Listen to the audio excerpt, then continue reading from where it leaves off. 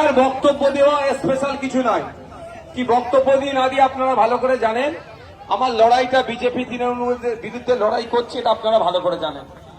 আজকে শুধু আপনাদের একটু আস্তে কথা বললে হবে না, কথা বললে হবে না, একটু আস্তে ঠান্ডা মাথায়। এবারে ভাঙড় বিধানসভায় আপনি ভোট কিভাবে দেবেন, পিছিয়ে আসেন বাবু, পিছিয়ে আসেন, তা আপনারা দেখিয়ে দেবো। এটা একটা নমুনা ইভিএম যদি বলি আমি, ড্যামি ইভিএম। এবারে ভাঙড়ে দুটো এই ধরনের মেশিন হবে, ইভিএম মেশিন। কারণ ভোটারের সংখ্যা বাড়া কমা নয়, প্রার্থীর সংখ্যা বেড়ে গিয়েছে, 20টা প্রার্থী হয়ে গিয়েছে, 20টা প্রার্থী হয়েছে। তো 20টা প্রার্থী হওয়ার জন্য দুটো ইভিএম লাগবে, একটাতে 16টা আর একটাতে 4টে। তাহলে আমার নাম্বারটা কততে আছে? মায়েরা বলো কততে আছে, বাপেরা বলো কত নম্বর, হাতটা তুলে দেখা। 5-এ আছে তো নাকি? কিভাবে 5 খুঁজবে? 1 2 3 4 5। আমার দেখবে নাম লেখা থাকবে মোহাম্মদ নওশাদ সিদ্দিকী। তারপরে দেখো আমার ছবি দেওয়া থাকবে, আছে তো? আছে তো নাকি আমার ছবি? তারপরে দেখো আমাদের খাম চিহ্নটা আছে। তারপরে দেখো সোজা একদম ওই টানে টানে একটা সুইচ পড়বে, দেখুন আওয়াজ হবে। সবাই পাচ্ছ? এই সুইচটা টিপে দেবে, টিপলেই ভোটটা হয়ে যাবে। ভোট দেওয়ার পরে বাম দিকে একটা ছোট্ট মতো বক্স থাকবে, শুধু চোখটা একবার ওদিকে ঘুরাবে, ঘুরিয়ে দেখবে একটা পড়ছি স্লিপ কেটে পড়বে, ওই বাক্সের মধ্যেই পড়বে। ওখানে শুধু দেখে নেবে খাম চিহ্ন আছে আর আমার নামটা লিখে আছে নাকি, ঠিক আছে?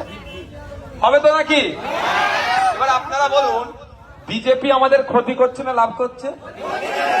বিজেপিকে একটা ভোট দেবো না তোমরা? মাদ্রাসা, মসজিদ, ঈদগাহ, কবরস্থান, সম্প্রীতি, ঐক্য বিনষ্ট কে করছে? বিজেপি করছে।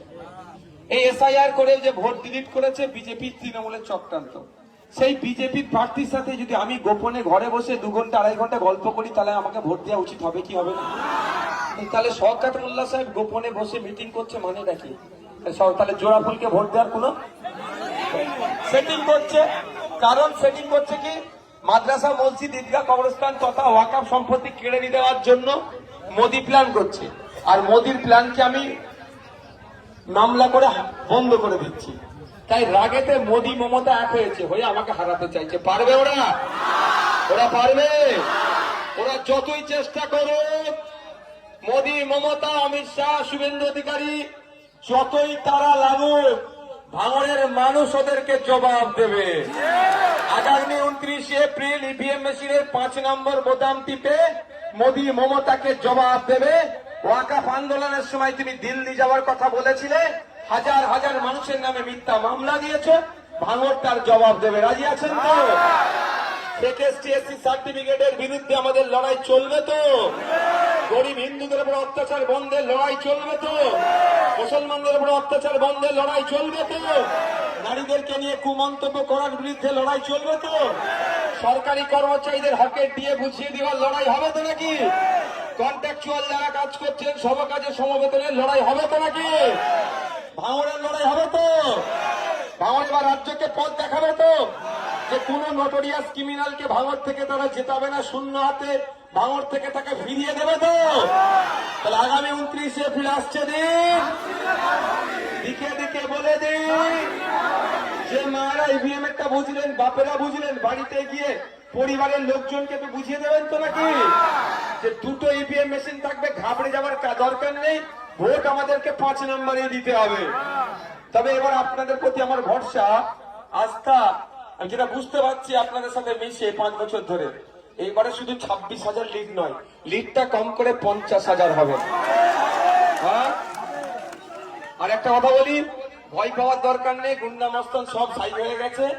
চালতাবেড়িয়ার একটা বড় নেতা আছে, কোথায় সে, কোথায় খোঁজ নিয়ে দেখো, সে এখন আর নেই মার্কেটে, মার্কেটে নেই। যারা বদমাইশি করবে এই ধরনের মার্কেট থেকে আউট হয়ে যাবে গণতান্ত্রিক প্রক্রিয়াতে, ঠিক আছে? আপনার ভোট আপনি নিজে দেবেন, মাথায় থাকবে তো নাকি? কারো প্রয়োজনে পা দেওয়ার দরকার নেই, টাকা পয়সা, শাড়ি, জামা কাপড় যা দেবে সেটাও ছাড়বেন না, নিয়ে নেবেন ওদের কাছ থেকে। আর সকালবেলা উঠে ভোটটা ইভিএম মেশিনের 5 নম্বরে আপনার ছেলেকে, আপনার ভাইজানকে দিয়ে দেবেন। রাজি আছে? ঠিক আছে, একটু প্রচার করবেন বাড়ি বাড়ি গিয়ে। এখন একটা ছোট্ট জয়েনিং আছে।